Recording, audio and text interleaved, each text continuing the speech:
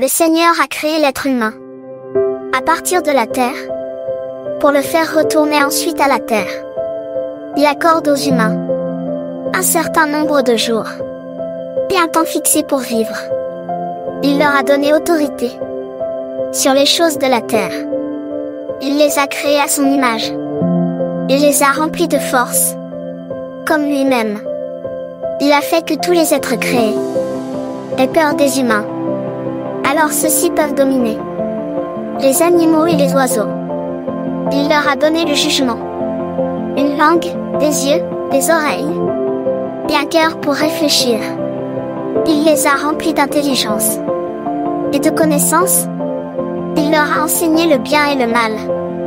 Il a mis sa lumière dans leur cœur, pour leur montrer la grandeur de ce qu'il a fait. Ils chanteront la louange de son saint nom, en racontant la grandeur de ce qu'il a fait.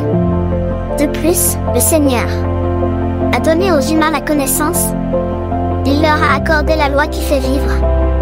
Il a fait avec eux une alliance pour toujours. Et il leur a montré ses commandements. Alors leurs yeux ont vu la grandeur de sa gloire. Leurs oreilles ont entendu sa voix magnifique. Il leur a dit, faites attention à tout ce qui s'oppose à la loi. Il leur a donné à chacun des commandements vers le prochain. Le Seigneur voit sans cesse ce que font les humains. Rien n'est caché à ses yeux. Il a donné un chef à chaque peuple.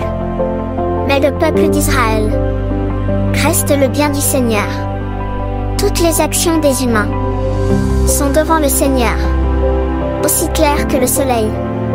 Il regarde sans cesse leur conduite. Ce qu'ils font de mal ne lui échappe pas. Toutes leurs fautes sont devant lui. Pour le Seigneur, un bienfait accordé à quelqu'un est comme un sceau qui garantit un trésor. Il est aussi précieux que la pupille de l'œil. Un jour, le Seigneur agira pour payer leurs actions aux humains. Il leur donnera ce qu'ils méritent. Mais ceux qui regrettent leurs fautes, il leur permet de revenir vers lui. Il leur encourage à ceux qui sont découragés. Tourne-toi vers le Seigneur et abandonne tes péchés. Prie-le ainsi, ta faute sera moins grave. Reviens vers le Très-Haut. Détourne-toi du mal. Déteste avec force ce qu'il a en horreur. Dans le monde des morts, qui chantera la louange du Très-Haut? C'est au vivant de reconnaître sa grandeur. Un vivant en bonne santé peut chanter la louange du Seigneur. Quand il est mort et n'existe plus, il ne peut plus lui dire merci. Elle est vraiment grande, la bonté du Seigneur, et son pardon est pour ceux qui se tournent vers lui. Les humains meurent, ils ne peuvent donc tout faire. Qu'est-ce qu'il y a de plus lumineux que le soleil?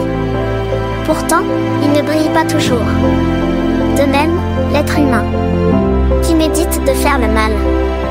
Le Seigneur surveille l'armée des astres, mais les humains sont tout faits de terre et de poussière.